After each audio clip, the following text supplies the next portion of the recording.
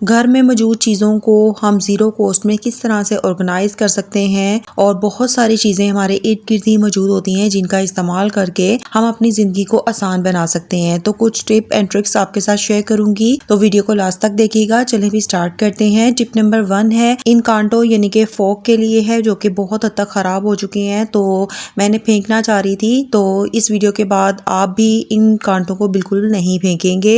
तो आपने क्या करना है, ये जो ब्रश होता है तो इसके अंदर बहुत ज़्यादा बाल फंस जाते हैं जो बिल्कुल भी नहीं निकलते हैं। तो आपने एक फोक लेना है, ये बिल्कुल भी अब यूज़ नहीं होना है। तो इसको आपने ना इस तरह से बालों को निकाल लेना है ब्रश में से, और ये देखें झटपट में सिर्फ 1 से 2 सेकंड लगे हैं, तमाम बाल ब्रश में से निकल आए हैं। तो ये हैक आप एक बार ज़रूर ट्राई कीजिएगा। अक्सर लोगों के घर में ना जो ब्रश होते हैं बालों वाले, उसके अंदर बहुत ज़्यादा बाल फंसे रहते हैं और निकलते नहीं है। तो ये वाले हैक से जो आपका ब्रश है एकदम न्यू हो जाएगा और तमाम बाल बआसानी निकल जाते हैं। और ये देखें ब्रश कितने अच्छे से नीट हो गया है।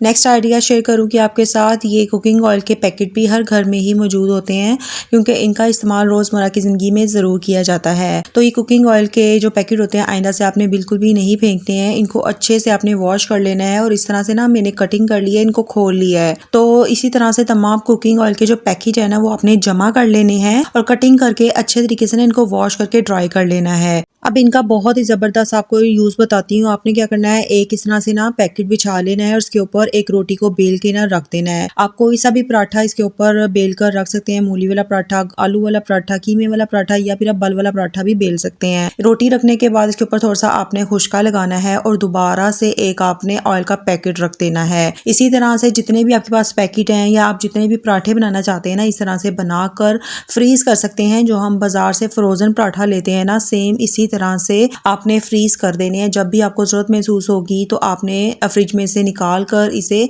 फ्राई कर लेना है। तो जो फ्रोज़न पराठा है वो आपके बहुत ज़बरदस्त किस्म के घर पर ही तैयार हो जाएंगे, क्योंकि बाजार से जो हम फ्रोज़न पराठा लेते हैं वो बहुत ही ज़्यादा कॉस्टली होते हैं। तो वो लोग भी इसी तरह के पैकेट यूज़ करते हैं इन पराठों को स्टोर करने के लिए। तो आप एक बार ये आइडिया भी ज़रूर ट्राई कीजिएगा। तो नेक्स्ट आइडिया आपके साथ शेयर करूँगी। ये वाले टेबल जो पिज़्ज़ा के साथ आते हैं तो हर घर में ही मौजूद होते हैं और इनको भी हम वेस्ट कर देते हैं। तो इनका बहुत ही ज़बरदस्त किस्म का इस्तेमाल बताऊंगी। आपने डबल टेप या फिर हॉटगन की मदद से ना इसे किसी भी दीवार पे लगा देना है जहाँ पे आप अपनी चीज़ें हैंग करना चाहते हैं। तो अक्सर क्या होता है, हम बर्तन धो रहे होते हैं या फिर नहाते हुए पोनियाँ वगैरह हमें हैंग करनी होती है ना, तो ये जो ज्वेलरी होती है हम कहीं भी रख कर भूल जाते हैं। तो आपने ना अपने किचन के अंदर एक लगा लेना है टेबल और इसके ऊपर अपनी तमाम रिंग्स और ज्वेलरी हैंग कर देनी है। और जब भी आप बर्तनों को धो लें तो आप यहाँ से ले लें बासानी। इसके बाद आपको ना किचन में बिल्कुल भी अपनी ज्वेलरी को ढूंढना नहीं पड़ेगा। नेक्स्ट आइडिया भी मेरा इसी पिज़्ज़ा टेबल के हवाले से है। आपने ना ये चॉपिंग बोर्ड भी इसके ऊपर हैंग कर लेना है, क्योंकि चॉपिंग बोर्ड भी ना इधर उधर बिखरा रहता है, तो इस तरह से वो भी बहुत आसानी से हैंग हो जाएगा। इसी के साथ जो हमारे बच्चों की पोनियाँ पिन्ने होती है ना, वो भी इधर उधर सारा दिन बिखरी रहती हैं। तो इन तमाम पोनियों को ना आप इस तरह से हैंग कर सकते हैं और ये बहुत अच्छे से विजिबल भी होती हैं और टाइम पर आपको मिल भी जाएंगी। तो इस आइडिया को भी एक बार ज़रूर ट्राई कीजिएगा। तो नेक्स्ट आइडिया आपके साथ शेयर करूंगी। ये रबर बैंड जो ब्रेड के पैकेट्स के साथ आती हैं, तो आइंदा से आपने ना इन रबर बैंड्स को बिल्कुल भी नहीं फेंकना है। ये रोज़मर्रा की ज़िंदगी में ना बहुत ज़्यादा हमारे काम आती हैं। तो इन रबर बैंड्स को भी ना मैं इसी पिज़्ज़ा टेबल के ऊपर अच्छे से हैंग कर दूंगी और ये देखें जब भी मुझे ज़रूरत महसूस होगी मुझे ढूंढनी नहीं पड़ेंगी ये रबर बैंड। तो ये आइडिया आपको कैसा लगा एक बार मुझे ज़रूर बताइएगा। नेक्स्ट जो आइडिया आपके साथ शेयर करूंगी ये बहुत ही ज़्यादा यूज़फुल है। अगर रमज़ान आ रहा है तो आपके लिए बहुत ही ज़्यादा ये हेल्पफुल होगा। अक्सर क्या होता है कि जो ब्रेड के कॉर्नर्स होते हैं ना, ये हम लोग उतार देते हैं क्योंकि बच्चों को ये कॉर्नर्स बिल्कुल भी अच्छे नहीं लगते। और तमाम ब्रेड के जो कॉर्नर्स है ना मैंने एक प्लेट में जमा कर लिए हैं। अच्छा, ये ब्रेड के जो कॉर्नर्स है ना ये आपने किसी टोकरी या फिर प्लेट में जमा करने हैं। इस तरह से ब्रेड ड्राई भी हो जाती है और उसे फंगस नहीं लगता है। अब मैंने ना छोटा वाला मिक्सी जार ले लिया है। आप चाहें तो जूसर चक ले लें या फिर चॉपर का भी इस्तेमाल कर सकते हैं।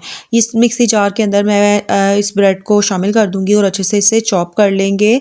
बेसिकली हम ब्रेड क्रम्स बना रहे हैं क्योंकि जो हम बाजार से ब्रेड क्रम्स लेके आते हैं वो बहुत ही ज़्यादा कॉस्टली पड़ते हैं। तो आप घर में मौजूद जो बची हुई ब्रेड है ना, इससे ज़बरदस्त किस्म के ब्रेड क्रम्स बना सकते हैं। अब इन ब्रेड क्रम्स को आप किस तरह से लंबे अरसे के लिए स्टोर कर सकते हैं इसका भी तरीका आपके साथ शेयर करूंगी। और इन ब्रेड क्रम्स को आप अपनी मर्जी से बारीक और मोटा चॉप कर सकते हैं। तो इनकी लाइफ टाइम बढ़ाने के लिए आपने क्या करना है, एक अदद पैन लेना है, उसको चूल्हे पे चढ़ा देना है और इन ब्रेड क्रम्स को ना आपने आपने ड्राई रोस्ट करना है। ड्राई रोस्ट करने से इसके अंदर जो हल्की सी नमी होगी ना वो खत्म हो जाएगी। सिर्फ आपने ना 2 से 3 मिनट के लिए लो फ्लेम पर इसे ड्राई रोस्ट करना है। इससे जो आपके ब्रेड क्रम्स है ना वो 3 से 4 महीने के लिए बिल्कुल भी खराब नहीं होंगे। अच्छे से इसे ठंडा करेंगे, फिर किसी भी आप इसे एयरटाइट बॉक्स में डालकर फ्रिज में रख दीजिएगा। इससे जो इसकी शेल्फ लाइफ है मजीद बढ़ जाती है।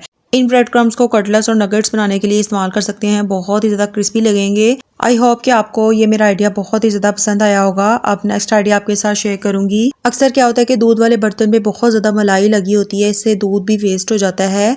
और जब हम लोहे वाले कूचे से अपनी देगची को धोते हैं ना तो बहुत ज़्यादा इसके ऊपर निशान पड़ जाते हैं। तो इस हैक के बाद अब आपकी तमाम परेशानियां ख़त्म हो जाएंगी। आपने क्या करना है, इस दूध वाले बर्तन के अंदर ना घर का जो नॉर्मल आटा होता है ना उसको छान के शामिल कर देना है, जो जिससे हम घर में रोटियां बनाते हैं, गेहूं का आटा। तो जितना आपको आटा गूंदना है उतनी क्वांटिटी का ना आपने इस देगची के अंदर शामिल कर देना है। इसके बाद आपने ना पानी शामिल करके अच्छे से आटे को गूंद लेना है। इस तरह से आप आटा गूंदेंगे ना तो जो आपकी देगची के अंदर दूध लगा हुआ है वो आटे के साथ मिक्स हो जाएगा। बहुत ही आसानी से आपकी देगची भी साफ हो जाएगी और दूध भी ज़ाया नहीं होगा। अक्सर जब हम लोहे वाला कूचा इस्तेमाल करते हैं तो बहुत बुरे निशान पड़ जाते हैं। इस तरह से तमाम आटे को निकाल लूंगी मैं एक बर्तन में। और ये देखें, जो दूध वाली देगची है ना वो बहुत हद तक साफ हो चुकी है। इसके अंदर जो मलाई लगी हुई थी वो तमाम आटे के अंदर शामिल हो गई। इस तरह से रोटियों का भी टेस्ट बहुत अच्छे से आता है।